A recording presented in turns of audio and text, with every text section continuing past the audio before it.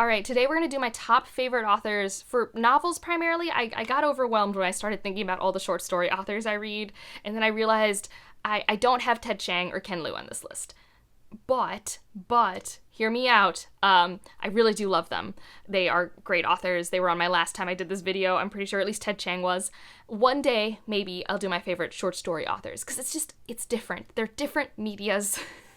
And also, I get to read more by people who write in the novel space than I do the short story space. Like, I don't know the next time I'm going to get a Ted Chiang work. Like, I don't. But, rest assured, The Paper Menagerie, Exhalation, top short story collections of all time. I love how their brains work. And maybe once I finish the Dandelion Dynasties, Ken Liu will just be on this list in his own right, because his brain. So I just wanted that up front, that this is an author list for primarily people who write long form, or at least I'm focusing on the long form works I have read by them. And who knows if I forgot someone. I hope I haven't. I don't think so. This is, as of today, November 2022, my favorite authors, and I have some honorable mentions, and I want to talk about some auto-read authors, and then we'll get to like my top 6. These are my current favorite long-form writing authors, okay? That's the trajectory of this video. So, starting with my honorable mentions, don't know if I have enough information yet. Tasha Sori, the author of the Burning Kingdoms trilogy. Yeah, I love this trilogy. I cannot wait for the ending whenever we get it, hopefully in only 2 years, maybe less if I'm lucky, who knows. Her ability to plot a fantasy book, to give me a lush world, to give me character interactions that feel so real and well motivated and developed. I really, really enjoyed this book. I got to listen to a friend read it for the first time today, and he really loved it. And it's like, yeah, this is so good, right? This is epic high political fantasy at its best. Truly. So good. So if that energy continues when I read her fantasy romance duology, for sure could see her being on this list as like just a favorite author, not an honorable mention. As of now, though, I've just only read 2 works and they're in the same world. But there's enough in her writing that I have like, no matter what you write, I'll probably like it favorite author material. Because that's kind of what makes you come on this list, is like whatever you're doing, I'm always drawn to it.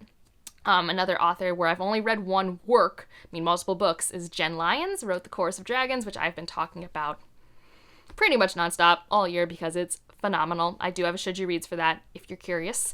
And yeah, this is just more, I don't know if it's the writing style or if it was just this work that made me love it so much. And so I need to see more of her works to know, is it just like how she world builds and characters that are just works really well for me, or if this was just a one-off in the series. I don't know yet. So I need to find out whenever I get a new book. No clue when that'll be, but there's some potential there.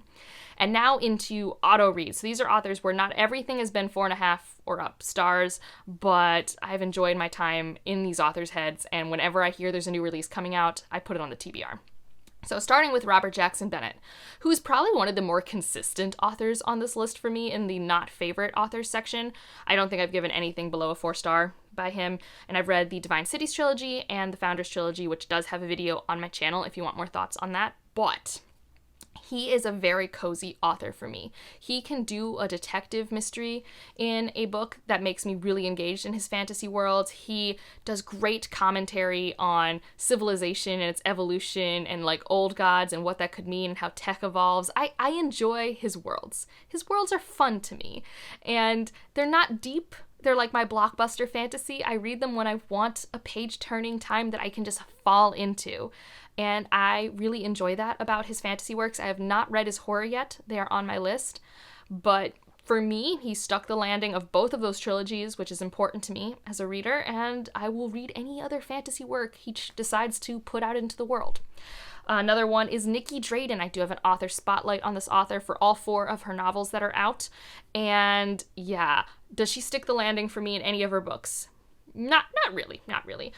But do I love the first 95% of those books? Yes, incredibly. I adore reading Nikki Drayden books. They are so imaginative. They suck me in. I'm always instantly invested in these characters. They are instantly people to me. They are vibrant. I am just like, yeah, what's happening in this bizarre situation? Because she's also very into the blending of horror, sci-fi, and fantasy, which I love that. I love that a lot. So yeah, whenever there's another novel, I will read it. I check her Twitter pretty much every couple months to be like, is there a book coming? Am I getting another one? Because I think Symbiosis came out in 2021. And so I haven't had one since. And like her brain is so good. If you haven't read a Nikki Drayden book, you really should treat yourself. It's a blast. Next up is someone who was on my favorite authors list last year, and I've like kind of moved it down because other people have like moved up, but I could see him coming back with a vengeance once there are more books for me to read, and that is Yoon-Ha Lee, who wrote the Machineries of Empire series, which I love with all of my heart because of how imaginative it is. Like, I have never seen sci-fi tech used in the way that Yoon-Ha Lee does it. And also, it is aggressively world-built, and I appreciated it. This first book is like 300 pages, and you are dropped into the middle of a battle scene with language you do not understand. And I just enjoyed that. The puzzliness of that was exactly what I wanted, with characters I really cared for. It had tropes I loved to follow. The world was fascinating to explore, and you just really never knew where it was going, and for me, it was done in the best way. And unfortunately, I didn't get on with the standalone fantasy he came out with, Phoenix Extravagant. I still really liked it. There was a lot going on. It was still great character work and world building. The ending was just weird. It was a weird ending. I'm an endings person, so I still don't get the ending. I think about the ending every so often, and I'm just like, what happened here? Like, why did this happen? And so that's kind of why. It's like, I have a 5-star series, but also like a 3-star book. And so I need more works to know if this was just like a one-off of like, this project is one of my favorite projects of all time, or if this is an author that will consistently give me stuff I love, but still an auto read. Next up, this is still auto read. So this is River Solomon, who has written An Unkindness of Ghosts, The Deep, and Sorrowland. And we all know how I feel about Sorrowland. I'm really tempted to make them an all-time favorite, but we're just not there yet because I need to reread An Unkindness of Ghosts. That was a 4-star for me. I enjoyed it, I appreciated it, but there were some pacing issues that I had when I read it at the time. It was very slow, kind of plot-driven with sort of a mystery, and the payoff was a little weird, but it's been a very long time since I've read it. It was pre-BookTube when I read it, so it's been a minute, maybe 2019. So I do want to reread that book. And I love The Deep. Deep one is one of my favorite novellas. And Sorrowland. I mean, I love Sorrowland. Sorrowland is like the textbook example of how an author can make an action-packed thriller, plot-driven book with characters that I root for and thematic discussions that are rich and well-developed, like somehow putting all of that into a standalone book. Masterful, especially in speculative, where it was like basically a horror sci-fi fantasy. And it made me feel things. Like, there were like small quiet moments that I was just like, so they have really good skills, and I'm just excited to see what they do in the future with those skills. And now we're in like the top 6 of like, I don't think I have less than a 4.5 star, or the author just has a writing style that speaks to me and my brain, and therefore they are a favorite, because I always know when I read a sentence that they write, I will feel at home. And so the first one is Simon Jimenez. And I've talked about The Vanished Birds a lot recently, and The Spear Cuts Through Water. He is an underrated author in the speculative space. He loves the genre. You can tell that in all of the tropes and elements he puts into his books, but they're so different and unique in their framing, and they're so unapologetically diverse. I really enjoy them. There's no one writing stuff like how he's writing it right now.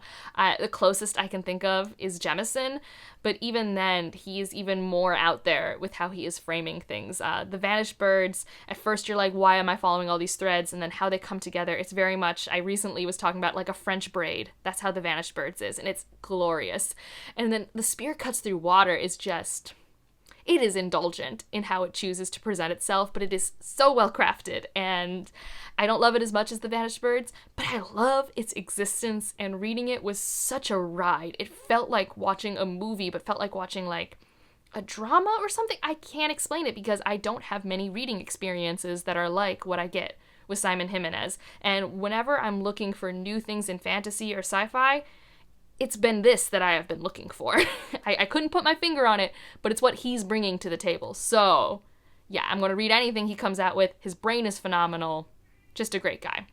And so next up is my one non-sci-fi fantasy author, although she does delve into magical realism and speculative dystopian stuff at times, and that's Louise Erdrich.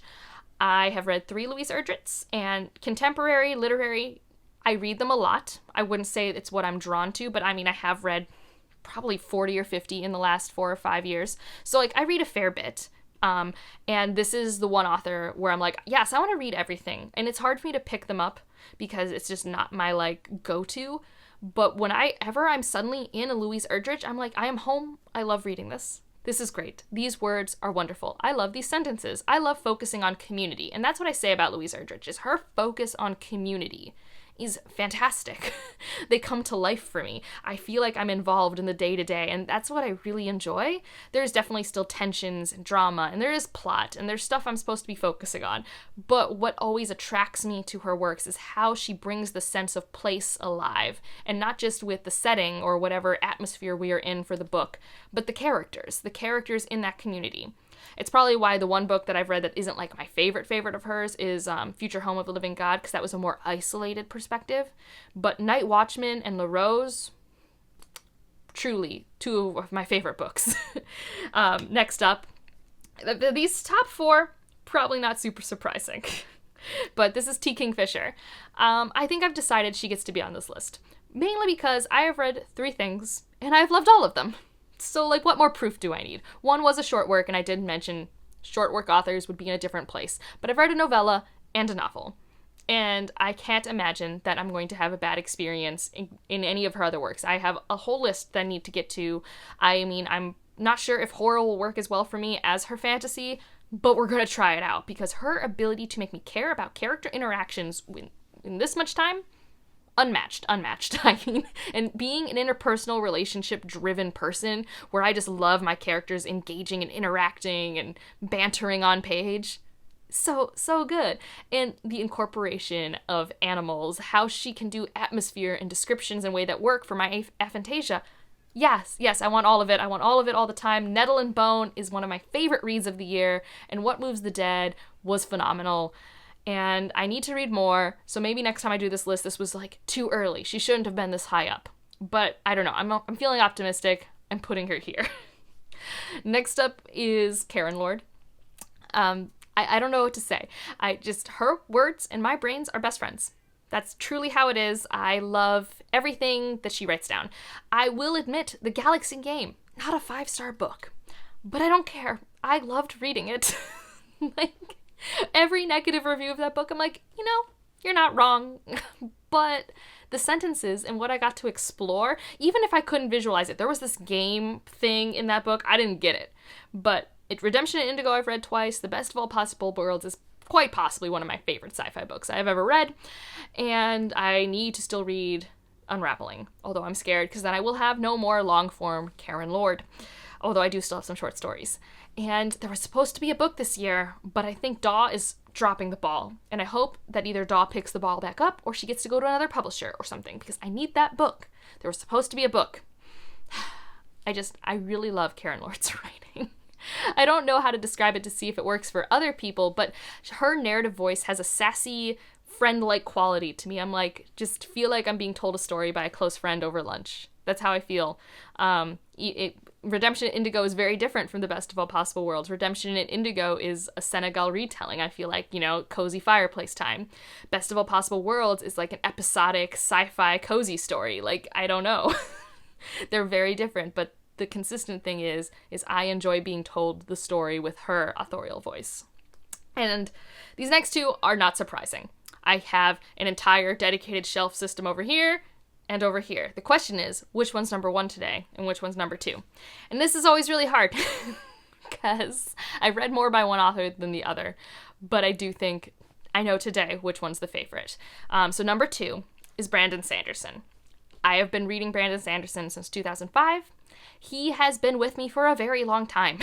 And his books always have such a cozy quality to me. I always know exactly what I'm going to get. And there is something so geeky fun about the Cosmere that I enjoy will be following me for the next 20 years of my life. That level of consistency is something I thrive on. He has a writing style that is really easy for me to read. I love his worlds. I love how hard science his magic system is. I enjoy that. I was a physics major because I like picking things apart. The Cosmere is picking things apart. I found the Cosmere before I found my love of physics, and I don't think that's a coincidence.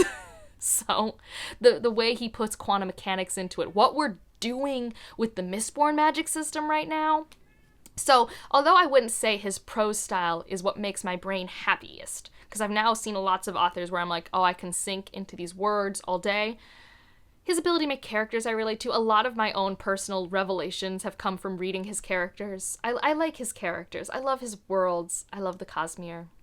And also, I got to meet him once. He's a pretty great guy. Like, he was really fun to meet. And how he interacted with his fans and tell story. I mean, how he interacts with his fans on the internet. He's done one thing that's made me angry.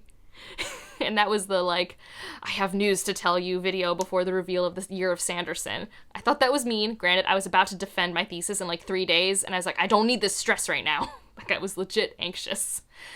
But he's one of my favorite authors. He will probably never not be on this list. Because, I mean, I just have been reading his works for so long, and I still want to keep reading them. That has not left me. And then number 1 is Jemison.